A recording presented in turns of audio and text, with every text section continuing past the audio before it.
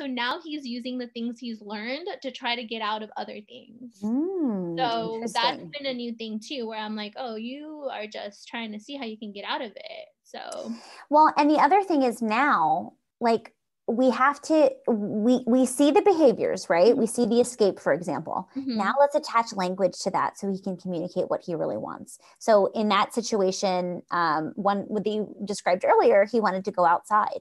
So even if you couldn't let him go outside, I still would be like, it looks like you want to go outside on the device. Do you want to go outside? Okay. And then, of course, he'd say either outside or he'd touch the button. It's like, okay, I hear that you want to go outside, but we can't go outside without our clothes. Right. So you don't have to, just because he can't do it doesn't mean we can't give him the language, because ultimately, like, he has this idea.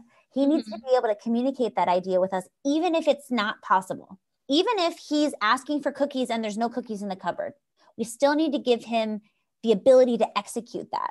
Right. Okay. We don't always have to honor it, because sometimes we just can't. It's like, well, we can't be all done right now because, like, we just started or whatever it is, but we still need to give him the language. So start looking at all of the things that he's showing us behaviorally and start trying to figure out, what is he trying to tell me right now? How can I attach language to that? Because that's what he's already showing us, that he's motivated. He's showing us that he's communicating, right? Like, he's either crying or pouting or doing whatever it is. If he's pouting because he doesn't want to do something or pretending to cry, teach him how to say he wants to be all done. Okay. Oh, it looks like you're all done right now. Do you want to be all done? And then, like, if he's like, all done, it's like, okay, we have to do 2 more and then we can be all done.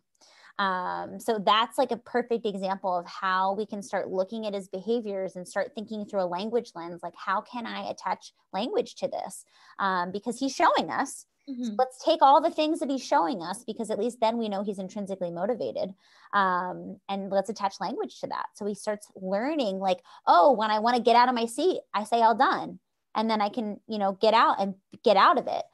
Because he's smart. Like, he's like, I know when I pout and get upset, like, I get lots of attention and I don't have to do whatever it was, that hard thing that they were asking me to do, so at least let's start, like, pairing language with his behaviors and, what he's showing us.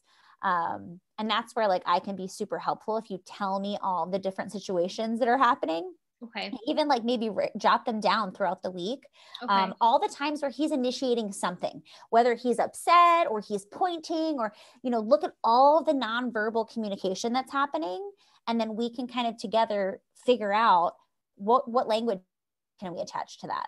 And I'm sure you can start thinking through that lens too. And the more we practice doing that together, the more you'll be able to do it on your own. Okay.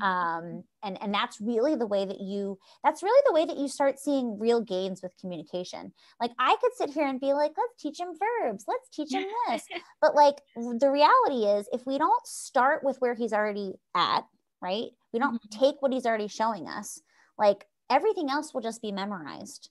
Right. Which is, eventually we get to a stage with kids where it's like, yeah, like, we need to teach you vocabulary. So, like, maybe it isn't the most motivating, but, like, I need to teach this to you.